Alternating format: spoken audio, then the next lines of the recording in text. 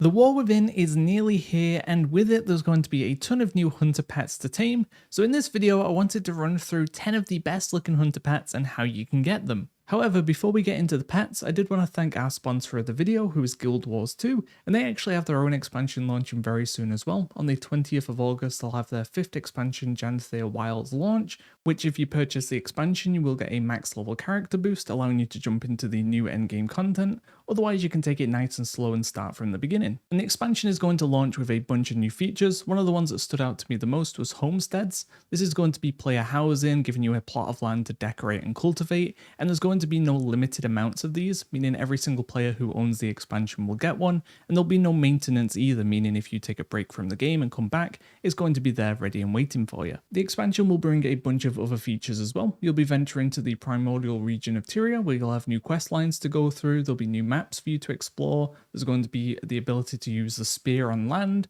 you'll have a new 10-player raid, there's going to be a bunch of activities and things to collect and things to do within the expansion as well. And I think with the War Within moving to respect players' time a lot more with weekly content, with delves, with activities you can kind of jump into quickly and jump out of without really feeling like you'll fall behind, it's a good time to pick up other games alongside WoW. And if you've still got that MMO itch, then Guild Wars 2 could be a good one to pick up. First of all, you can check out the entire base game for free, and there's no monthly subscription with the game either. The expansions are pretty reasonably priced. I believe the standard edition of the new one that's coming is around €25. And they take quite a unique approach to the game where they want you to be able to jump in and out of the game whenever you want without really feeling like you're falling behind or you need to be playing. One of the ways they do this is through the gearing system. So once you've got yourself a full set of exotic gear, you'll be able to do most of the content in the game and even the future content as well. For example, the storylines, the world bosses, the activities, you'll be able to do that with your exotic gear. And there are ways of improving your gear through ascended gear or legendary gear that will give higher stats and quality of life as well.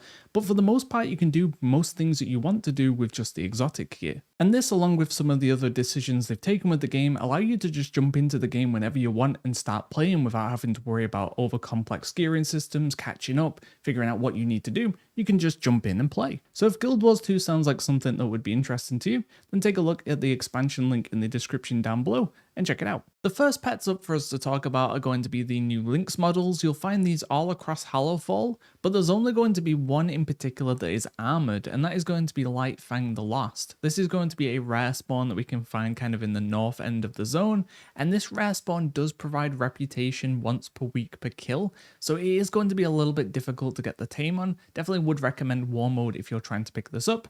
And obviously this is going to be a cat pet, making it Ferocita. The next pet on our list is going to be these new stone rams called Ramoliths, and these are going to be found all over Isle of Dawn, and they're just quite fitting for the expansion. I think they look really good even though they're just kind of like a ram, but I think they're very fitting for the zones. They're very fitting if you pick up the new allied race. You could, definitely combo that with that.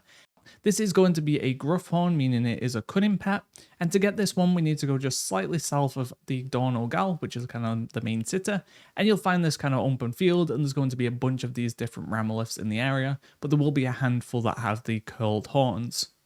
Next up are going to be these new Cloudrook pets, and there's going to be 3 different colour variations of these you can pick up, and if you really want to flex, especially early in the expansion, you could get your hands on the 10 crackling shards needed to fight the Alunira rare, which will give you the Alunira mount, which looks basically the same as these pets, and you could combine those with the mounts and the pets and just kind of really show off.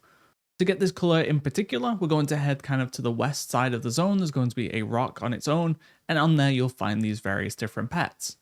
These are going to be Feathermanes, which means 2 things. First of all, they are a tenacity pet, but also we will need the Tome of Hybrid Beast Taming to be able to tame them. And this is going to come from the Legion class order hall for hunters. You'll go through that entire order hall kind of campaign, and towards the end you will unlock the ability to purchase this. There is also potentially a secret Stormroot hunter pet that we'll talk about later. The next pets we're going to talk about will be these new Cinderbees. There's going to be a bunch of different colour variations of these you can pick up, pretty much all in the same area. However, there will be one that is unique in its colour variation, and that will be the rare Tefratene. And this will be found kind of spawned in the area. Once again though, this does give rep weekly, so it is going to be a little bit difficult to get your hands on the tame, but once again do try War Mode for that, and it will keep its name once tamed. This is going to be a wasp, meaning it is in the Ferocity family. The next pet up is probably my favorite on the list. It's just so stupid. It's these new skipper models. They're like weird fish that can walk. They look so dumb. They're so stupid with how they walk and attack. I don't know. I just absolutely love these models. And the one we're going to go after in particular is called King Splash. It's going to be a rare spawn that we can find in the Ringing Deeps. However, this one doesn't need to be killed weekly for reputation, so it should be a little bit easier to pick up as a tame.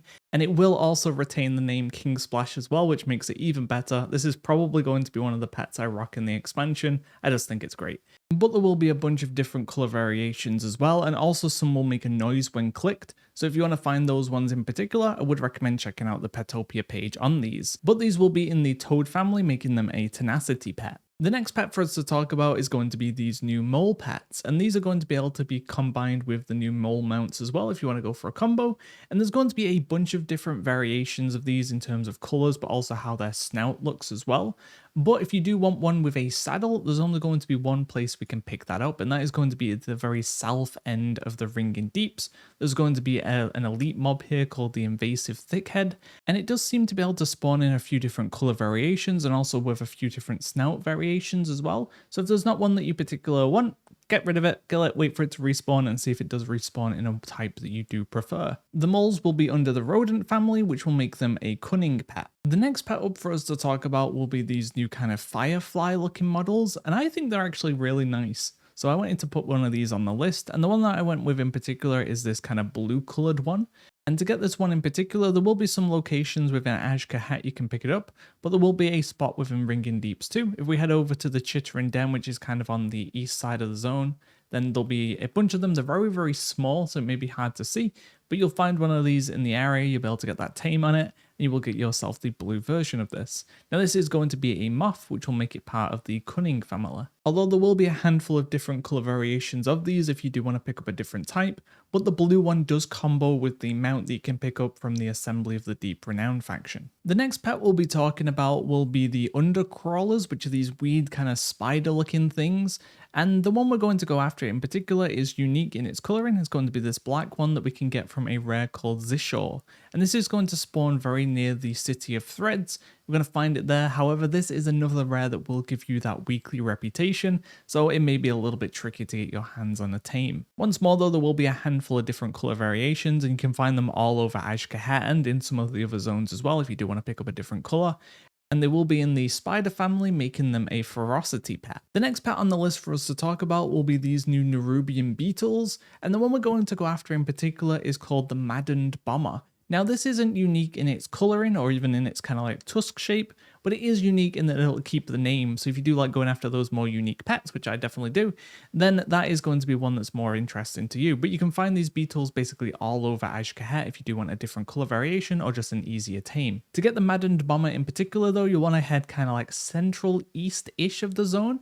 You'll find it flying around this kind of pillar, and you'll just have to go and get it and tame it. Now, once again, it is going to be a rare that has a reputation drop weekly, so it will make it a little bit more difficult to get your hands on the tame, but once you do tame it, it will keep its name of the Madden Bomber. Unfortunately, it does not keep the kind of like bombs that it carries though. That would have been cool. And this is going to be in the Beetle family, which will make it a tenacity pet. The next ones up on our list are going to be a bit of a combo bundle. They're not new pets that you can find within the War Within zones, but they are going to be existing pets that weren't tameable until now that you can actually get right now in the pre-patch. For most of these though, you will need the simple Tome of Bone Binding, or you need to be an undead hunter. So if you don't have that, I would definitely recommend heading over to Maldraxxus and killing the elite mobs here until you do get a drop, and then we'll be able to proceed with taming the rest of the pets in the video. The first pet we're going to talk about in the bundle is going to be Grong from the Raid Battle of Dazara Lore, and the pet will change a little bit, well quite a lot actually, depending on if you're Horde or Alliance. The Alliance one to me is way far superior because it's going to be this kind of like undead risen version of Grong, while Horde players will just get the alive version of Grong. So Alliance players will need the Tome of Bone Binding to be able to tame this, but you don't need to do anything special, just run through the raid, get to the boss, and then you can tame it. And both versions will be a gorilla, making a ferocity pet. The next pet up is going to be the Mighty Loa Razan, and that is going to be an exotic family pet, meaning you will need to be Beastmaster to be able to use this, but we can find this in the dungeon Atal Dazar, which we'll find in Zuldazar. You'll head over to the dungeon, head inside, you can run straight to the boss without doing anything in particular beforehand. It is undead, so you will need that Tome of Bone Binding, and it's going to be a devil saw in terms of its family, making it a ferocity pet. Next up and very close by is going to be the Dungeon King's Rest. We can head inside that and get our way right to the last boss. And on the last boss, the mount that he kind of summons towards the end, so not the first raptor, but once you DPS him down a little bit more, he'll get on his second raptor, and we can now tame that, once again needing Tome of Bone Binding, but you'll be able to tame Syiler, and that will be another pet in your collection. However, if you're doing this after War Within launches, then I would definitely be careful because you're going to have the new higher level, more stats, so I would definitely take off some gear to make sure you don't kill him too quick. Just DPS him down slowly, wait till he gets on the raptor, and then you can tame it. And it is going to be a raptor, so it will be a cunning pet. And then the final in the bundle is going to be Fetid Devourer, which we can find in the raid Uldir. Once again, not too far from the other two, you'll head over to Nazmir, you'll head inside the raid, and you'll be able to kill it as the third boss. You will have to kill the first two bosses, and then we can head over to Fetid Devourer and get our tame on that. Now this one doesn't need the Tome of Bone Binding to pick up, and it is going to be classed as a Hydra, making it a tenacity pet. There are a couple more things I wanted to touch on, and one of those is going to be that kind of secret pet I was talking about earlier, which is the Stormrook. And this we can find within the first dungeon of the expansion, the Rookery. If you go through it, you kill the first boss, you head down, and there'll be a passage that we can take to the left that will take us outside, and we'll just see it kind of like flying around. It is flagged as tameable, but right now no one has been able to figure out how you actually tame it. So it is assumed that there is going to be some way that people just haven't figured out yet. Maybe it's like other pets in the past where you have to come back and do this solo. Who knows? But so far, no one has been able to tame it. And I would definitely recommend checking out a channel called Garrosh TV. I'll have a link in the description down below. But they've been spending a ton of time trying to figure out how to get this pet. So I'd imagine once it is figured out, then they'll have a video on that shortly after as well. Plus they do a ton of other hunter pet content, so worth a look. And that's about it. Those are the pets that I consider to be some of the best coming in the expansion. There's a lot of good ones though. Are there any on this list that you're going to go and pick up as soon as possible? Let me know in the comments down below. Outside of that, I do hope you enjoyed the War Within launch, and look out for more videos coming soon. Thanks for watching, guys. See ya.